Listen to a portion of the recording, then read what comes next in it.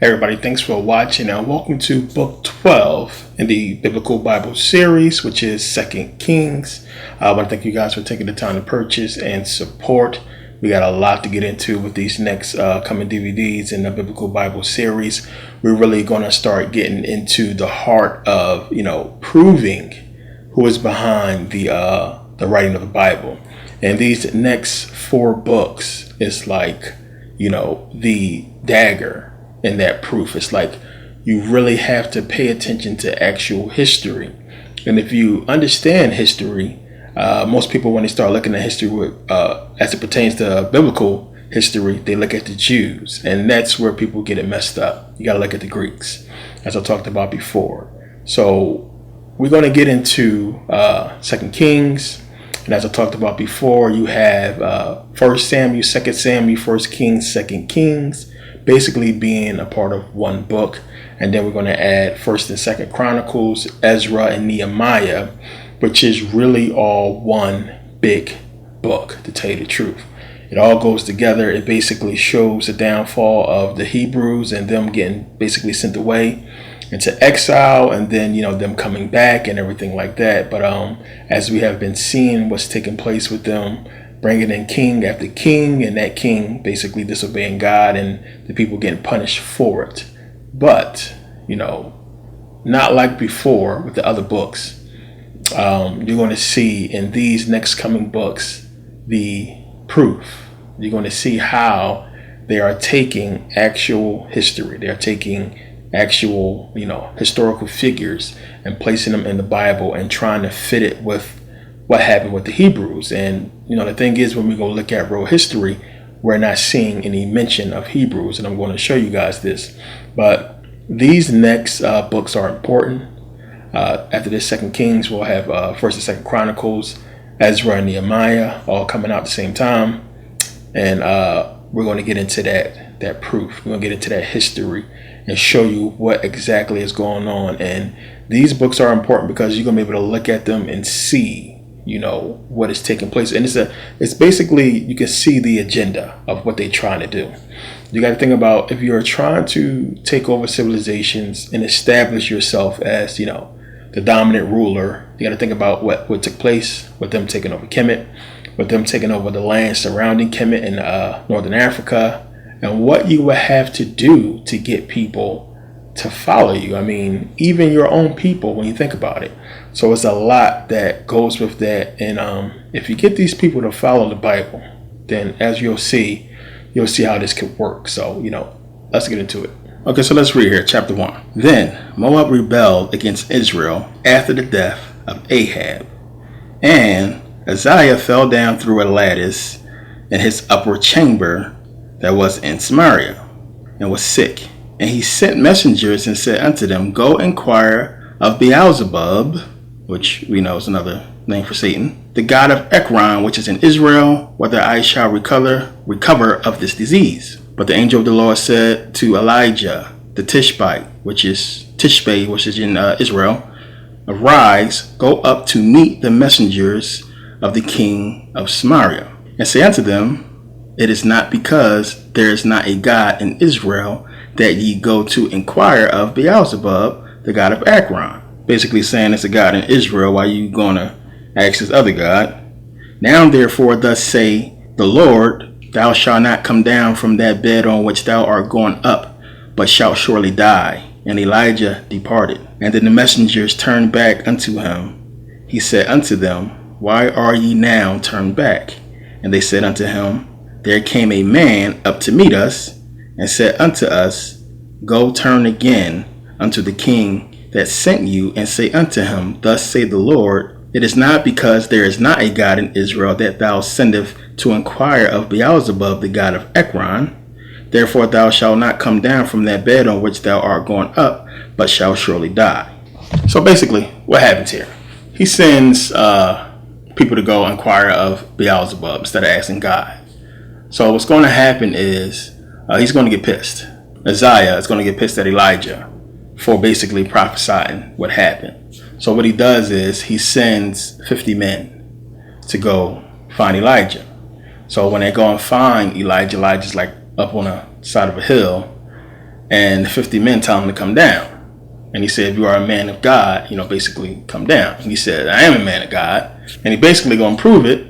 So he asked God to send down, fireballs to basically, consume them with fire and kill them all. So that's what happens. God sends fire down, rains fire on the men. All 50 men are burnt up. So word gets back to Ahaziah, and he sends 50 more men. 50 more men go, say the same thing. Come on down here. Same thing happened. Rains fire on them, kill him.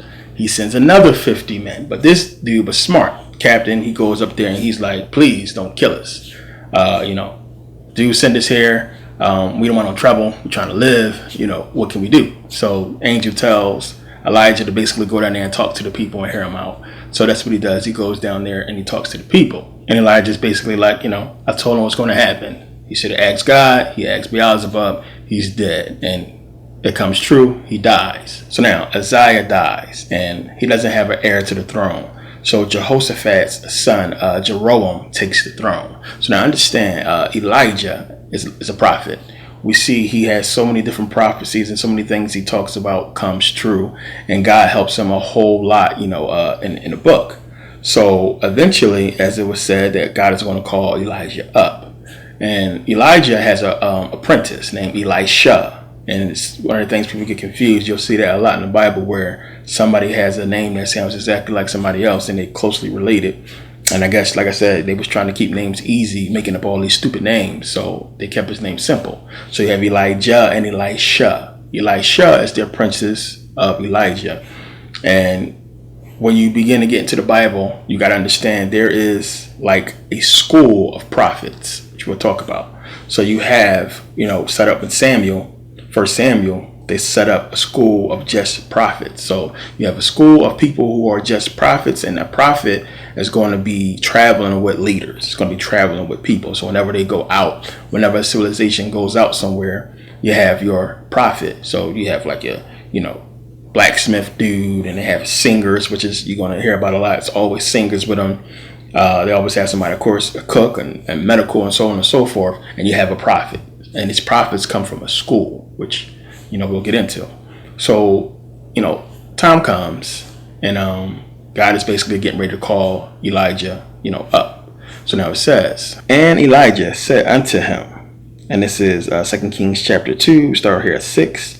And Elijah said unto him, tarry, I pray thee, here, for the Lord hath sent me to Jordan. And he said, as the Lord liveth, and as thy soul liveth, I will not leave thee. And they two went on. And 50 men of the sons of the prophet went and stood. The sons of the prophet is that group that I was just telling you about of prophets. Sons of the prophets is basically the school of the prophets I was just talking about. So whenever you see sons of the prophets, that's what they call them. It's a school of prophets. And 50 men of the sons of the prophets went and stood to view afar off. And they too stood by Jordan. And Elijah took his mantle and wrapped it together and smote the water, and they were divided hither. Moses wasn't the only one who parted the sea, parted water. And so that they two went over on dry ground. And it came to pass, when they were gone over, that Elijah said unto Elisha, ask what I shall do for thee before I be taken away from thee. And Elijah said, I pray thee, let a double portion of thy spirit be upon me. So basically, what's going to happen, you're going to have Elijah crosses over the river, Jordan. And he asks Elisha, what do you want? Basically, tell me what you want. I try to make it happen before I go. God's getting ready to call me. So he says, I want a double portion of your spirit, of your soul. So Elijah is going to tell him, if you can see God take me away, then this is going to happen. You'll have a double portion. You'll have your wish going to become true. It's something hard. It's almost impossible. But if you can see what's going to happen, then that means you're going to be fine. So what happens is, everybody knows, you have the fiery chariots come down, and the chariots basically come with a whirlwind, and the whirlwind basically scoops them up and takes them away. And Elisha sees the whole thing, but the other prophets see it too. They see him get swept up in a whirlwind. So, when he's swept up, his cloak, comes down, and Elijah picks it up and he puts it on. He has the staff, And he goes to the water, because remember, like, I mean, you got to give me some kind of power. We got here crossing this water. How am I supposed to get back? So he walks up to the water and boom, he parts the water just like Elijah did. Now, when he comes through, the sons of the prophets, you know, from the school, they see him come through. They see him with Elijah's cloak on and everything. They see that he parted the water, and they're like, "Oh shit, you got the power. You the man now. So you the one. You know, you got what you asked for." And this is the crazy part. Okay, when you get into the Old Testament, Jesus is not the most powerful person. Everybody's Jesus, Jesus, Jesus. Compared to Elisha, as you will see, Jesus is nothing. Elisha is going to display so much more power and do so many more powerful things than Jesus did. He's going to do everything that Jesus did: raise the dead, he part the sea, basically prophecies, everything. He's going to do everything that Jesus did and more. And it's crazy that this dude is so powerful, and he's put here in the Bible, and of course it's almost like a, you know, foreshadowing of Jesus. And while we can say that God gives people these kind of powers because prophets before Jesus had powers, Elijah is going to be powerful. He's going to do a lot. So, you know, after he goes to the sons of the prophets, he's basically, you know, anointed as being the next and the best prophet and the main prophet of the school. And he goes on to basically try to help lead the Israelites. So now, you know, after Elijah is swept up in the whirlwind, you know, Elisha takes over. Now, remember, the sons of the prophets see him swept up. So they're like, yo, we just seen him get swept up. Let's go see if we can find him. Like, he probably landed somewhere, or maybe God set him down on a mountain somewhere and he's stuck. He probably need our help. So let's go and try to find him. And Elisha is trying to convince him, like, no, you know, he went to God. Like, it's not what you think it is. But they don't want to hear it. They concerned about him. So he like, okay, go look for him. And they spend 3 days trying to find this dude before they finally realize, you know, he didn't land nowhere. You know, comes back and Elisha is like, I told you so. But there's another situation where don't think because these people are dealing with biblical things and they're supposed to be the anointed of God that these people are good. Elisha is just as sick as Solomon and David and all the other people, and he does sick things. Case in point, let's read here. This is 2 Kings 2:23. And he went up from thence unto Bethel, and as he was going up by the way, there came forth little children out of the city, and mocked him, and said unto him, Go up, thou bald head. Go up, thou bald head. And he turned back and looked on them, and cursed them in the name of the Lord. And there came forth 2 she-bears out of the woods, and tare 42 children of them. And when he came from thence to Mount Carmel, and from thence he returned to Samaria. So understand what happened. He's going up the mountain. I guess he was moving too slow. And they're like, go ahead, bald head dude. Go ahead, bald head guy. And they mocking him. So he basically prays for 2 bears to come out there and maul 42 kids. I mean, think about that. I mean, they just put that in the Bible like it's just something that's just normal. You know, kids is teasing on doing what kids do. And 2 she-bears come out and maul 42 kids. But these supposed to be prophets that people are supposed to follow and live their life by. You know, if you do something wrong, if kids act up, we can just have them killed by bears. I mean, think about that. This is the kind of stuff they put in there to kind of slowly show you how sick these people is. So now, it's a drought in Samaria. And one of the first miracles we see he do for the people is, you know, they're dying of thirst. He tells them to go take some salt, sprinkle it on the waters that's receding or that's drying up, and they're going to come back. And they do so, and it does. So now understand, you have Joram, who is now the king of Israel, and he's Ahab's son. So you have the Moabites, and the king of the Moabites, Moab, it's basically in Moab is in modern day Jordan. So they're basically paying tribute to the king of Israel, Joram, and the king of the Moabites is tired. He's tired of giving them sheep. He's tired of paying tribute to him. So he basically rebels against him and want to start a war. So now the king of Judah, which is Jehoshaphat, is basically like, okay, well, we can't allow this to happen. So we're going to join forces with Joram and go to war against the Moabites. So they basically come together, usually these two. I understand at this time, I never think people don't understand that even though it's Israel and Judah, these are 2 separate kingdoms, they are not exactly, you know, friendly with each other, even though they're the same people. So they usually do things separately. Now, they understand they are Jews, and people go to Jerusalem to praise God, and Judah is like where everybody stays, but the more higher, prestigious people is in Jerusalem.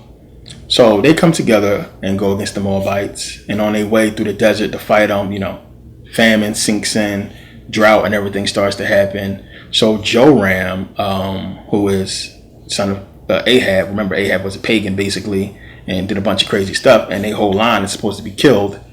But he goes and he's like, yo, we need a prophet. Is there a prophet around? So we can basically try to get help from God. And I understand this is how it worked back then. This is how the Bible is telling you how it worked with them.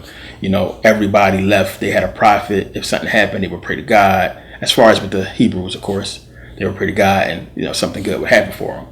So they had to do it this way because you would have to explain how these many different wars going on, and then you have one main prophet who we know the name of that's making stuff happen. Well, what happened for the other people, somewhere else in another war, in another part of town or what have you? This is how they try to explain that. So they go ask, Joram go finds Elisha. Because the people are like, okay, yeah, we have a prophet. We have Elisha. He's in the back somewhere. So they go and find Elisha. And Joram goes to Elisha and says, hey, it's drought. Can you pray to God? Can you get us some help? And Elisha say some slick shit to him like, why don't you go ask them to go tell you about your parents, the pagans, basically. So he like, huh? But for his respect for Jehoshaphat, out of respect for Jehoshaphat, he's like, okay, I'm going to help y'all out. So he goes and, he prays to God. God speaks through him and basically tell them that, okay, I'm going to basically help y'all out, get y'all enough water, pools and pools of water to drink, and y'all be able to feed y'all cattle and everything like that, and they'll be fine. I'm also going to allow y'all to win a war. So what he does is he gives them help, the water and everything like that.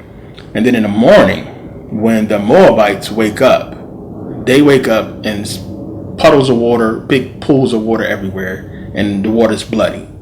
So they know that, they get ready to go to war. So they see the bloody pools of water everywhere, and they think that, the war happened, or maybe the people from Judah and from Jerusalem fought each other and just killed each other off because there's so much blood. So they're like, all right, well, bet. Let's just go into their camp and start collecting their stuff. So when they go to the camp, they wake up, they jump up and just start killing them, beat them, chase them all the way back to their kingdom. So what happens is they get back to the kingdom, they destroy in the city, and they basically kill almost everybody except for the king. So the king, he gets away, and they chasing him down.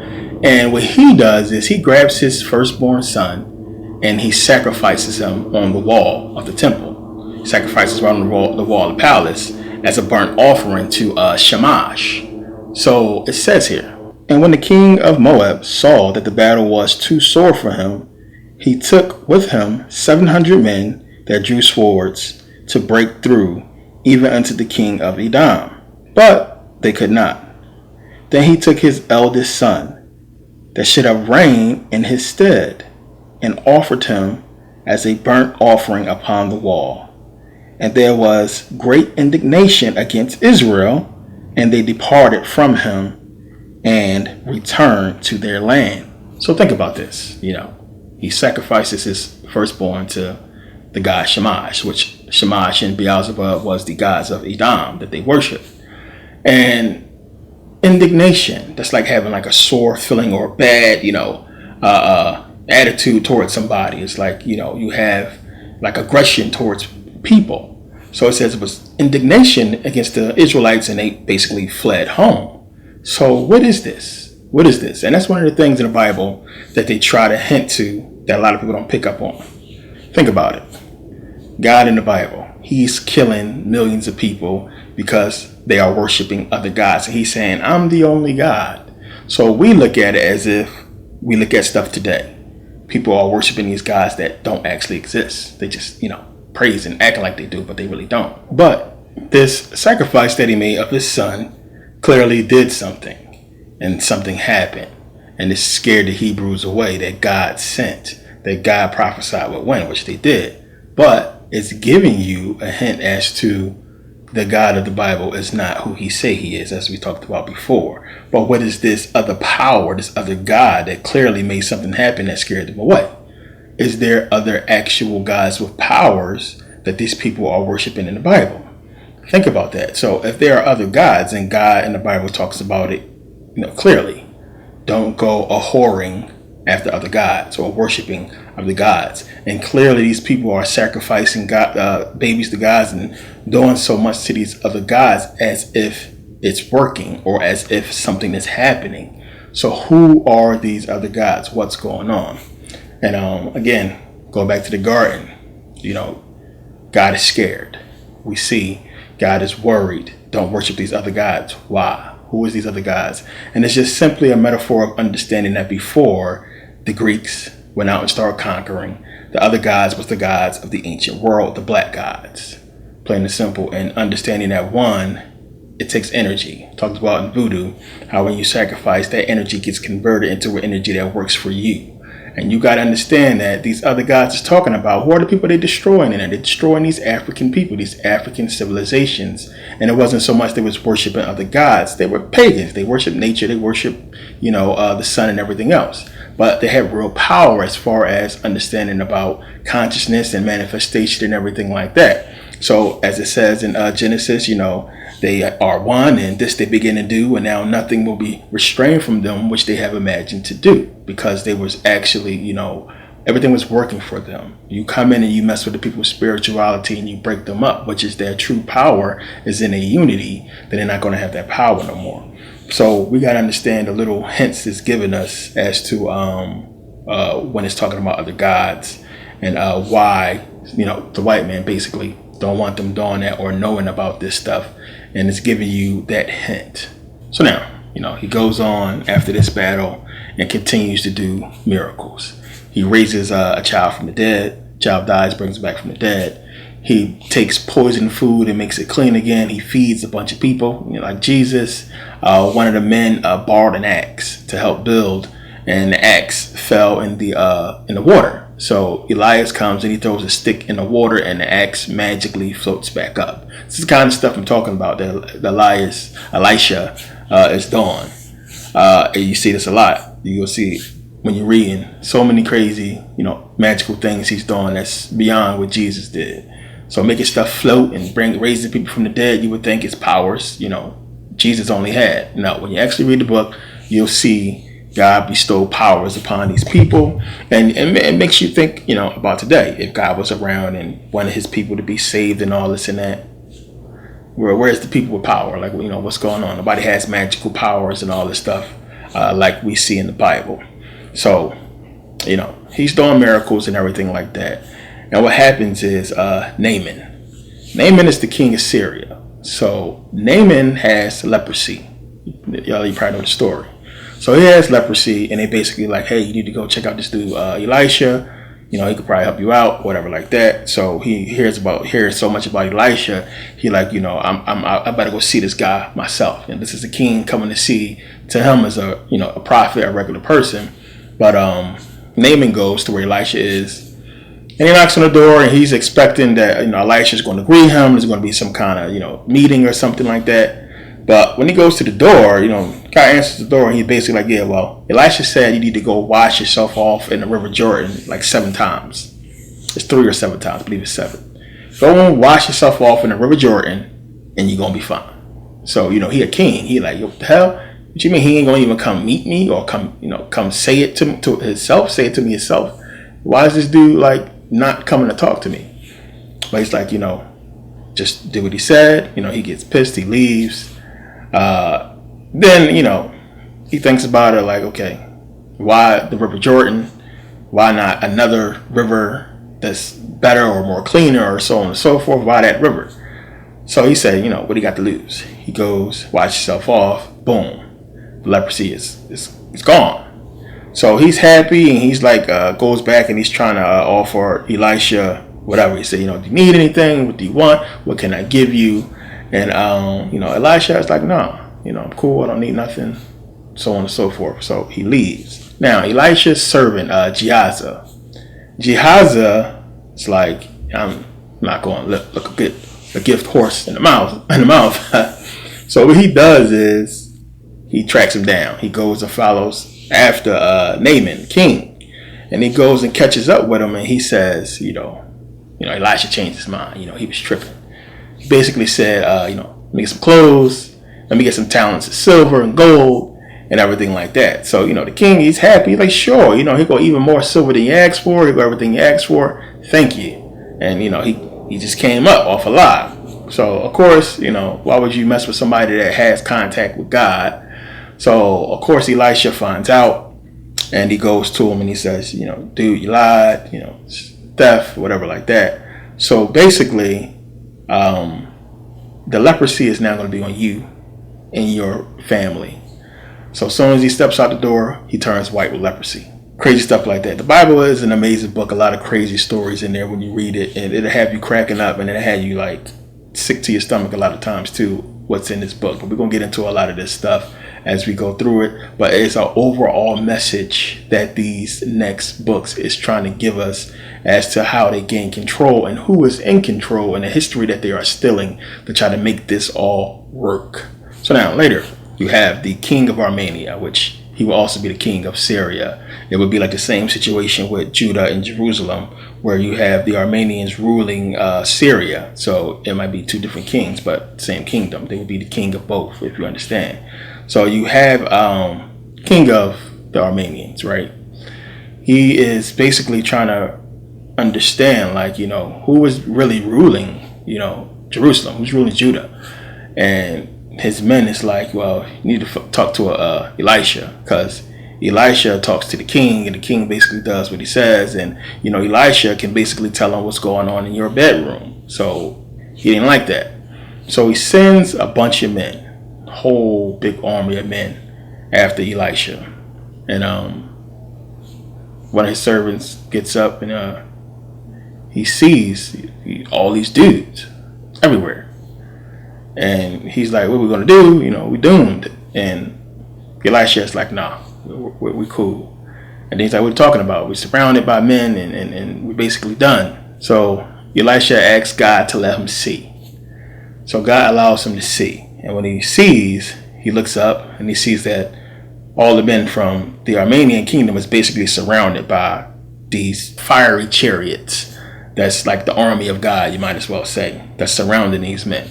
So it's more of them than it is of the Armenians. So basically, Elisha asks God to blind them, blind the men, blind these men.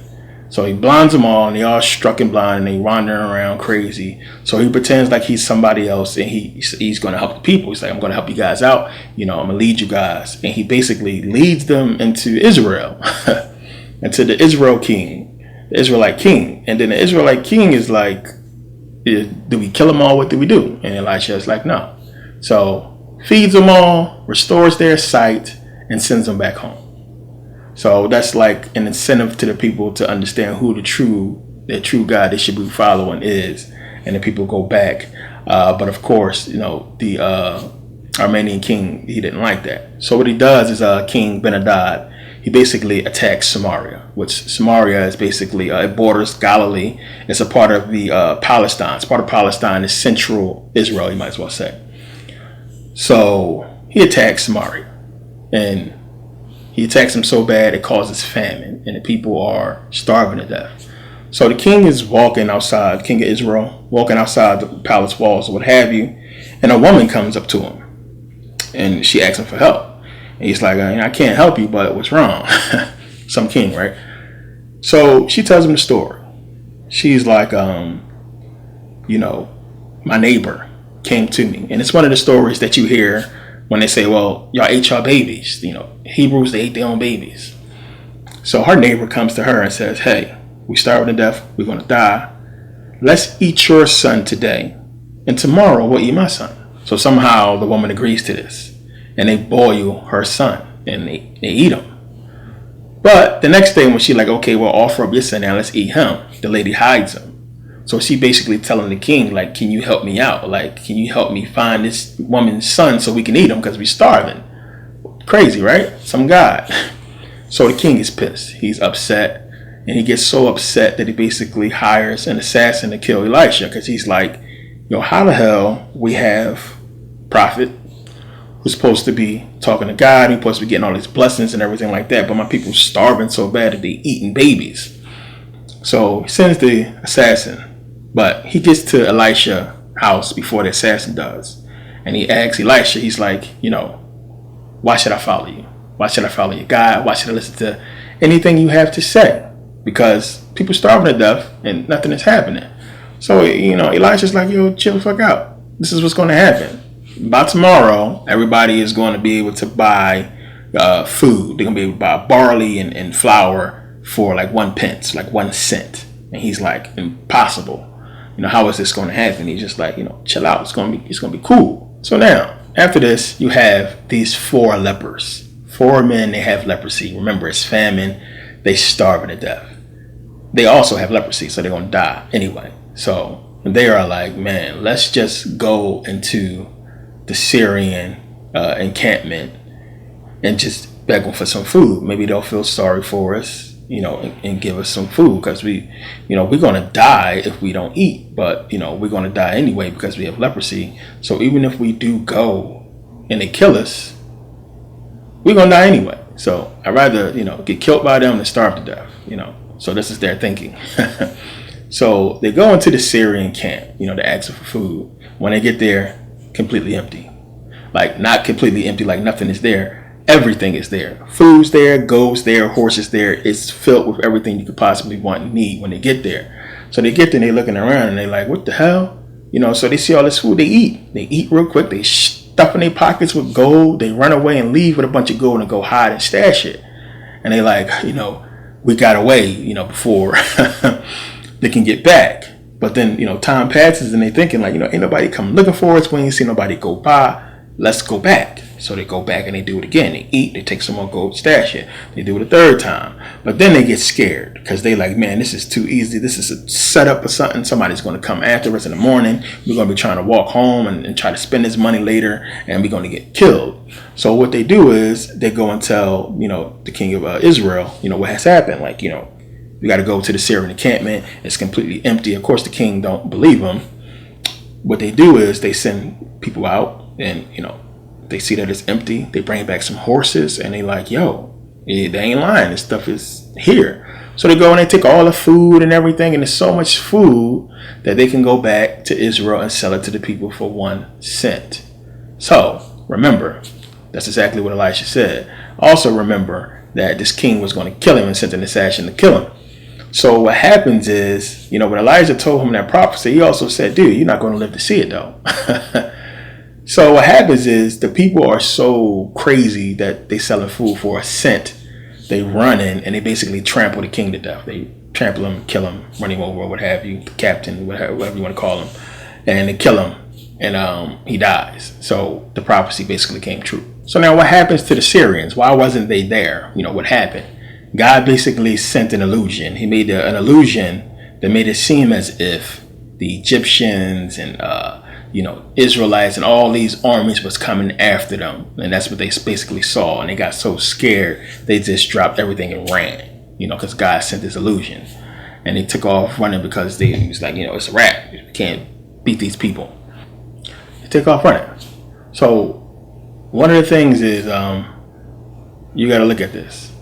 We see Hivites, Perizzites, Jebusites, so on and so forth. God, he told the Hebrews to utterly destroy them, leave nothing breathing, kill everything that's alive, because it's African people. Why aren't he just killing the Syrians, right? These people worshiping other gods. Why aren't these people dead like the other people are?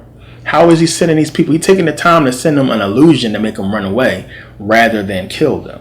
Why is that? What's going on? And this is where, we get into the heart of what this book is about. Because you got to understand, these people don't die when you get, the esoteric meaning of it. It's because they are the same people. So remember, when we're talking about the Hebrews, we're talking about the Greeks.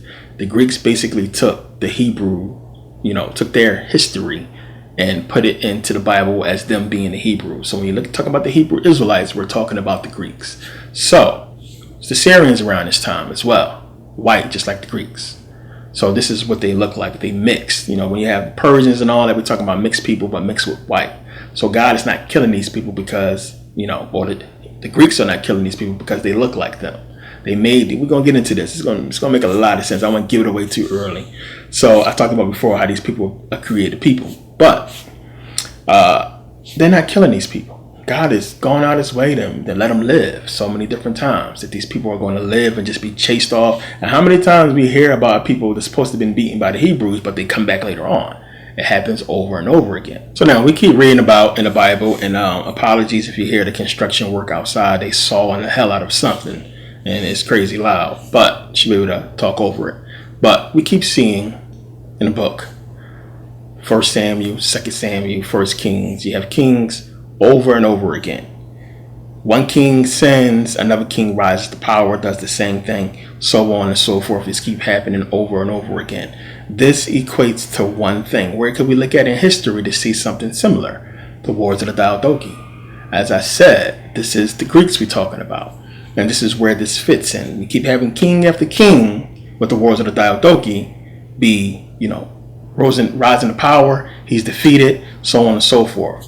So we're talking about the God of the Hebrews, which is who? Basically the white man. So the white man basically punishing himself. So when you understand, it's the same thing with the wars of the Diadochi. They are punishing themselves. And around this time, it fits perfectly in the timeline when you look in the Bible and you see anything involving the Armenians and the Syrians. Well, guess what? Around that time, they were going to war. They were at war with each other during the wars of the Diadochi because, of course, the Greeks was trying to conquer all this land. So this is exactly what it's alluding to. And we can go and look at, it's probably about 6 different wars that the Greeks had with the Syrians / Armenians. So you have the first war that was basically in 274 to 271 BC. That was Ptolemy II and Antiochus. And this was Ptolemy's basically his first major victory. You had the second war in 260 to 253 BCE between Antiochus II and Ptolemy, and the war ended through marriage. You had Antiochus basically marry Ptolemy's daughter. And this is what they did back then. They did this all up to modern times. They marry somebody if they can't come together in some kind of treaty, or if they do come together in a treaty, you might as well say, but they still don't trust each other. It's like, okay, well, let's intermarry with each other. That way we family, and I don't have to worry about you killing your own niece and nephew and sister, brother, cousin, so on and so forth. Because if we family, then we are one. That's how you truly, bridge a gap and you bridge a bond through blood. So now we're of one bloodline. So now let's become one. And that's how they did it back then. So, he marries his daughter. So now Antiochus II was already married, so his wife Laodice supposedly poisoned him to death because, she was pissed. But the thing is, Bernice, who was Ptolemy II Philadelphia's daughter, who Antiochus married, she was pregnant. So her being the last wife, supposedly, she thinks her son should be the heir to the throne. So, of course, a conflict between her and Laodice as to who should take the throne, because Laodice also has a son. So what Laodice does is she basically pushes hard for her son to be, crowned king. But Bernice is like, nah. So she's been in the kingdom longer. She got probably more, reach and knows more people. Remember, this is supposed to be real history. This is the Ptolemies we're talking about, Ptolemies. So what she does is she goes and she gets, her help from her brother, Ptolemy III. So Ptolemy III is like, okay, well, I'm going to come and help you out. So he's on his way there to try to help her get, his nephew on the throne. But by the time he gets there, they're killed, and then Laodice's son Seleucus II takes the throne and begins to rule.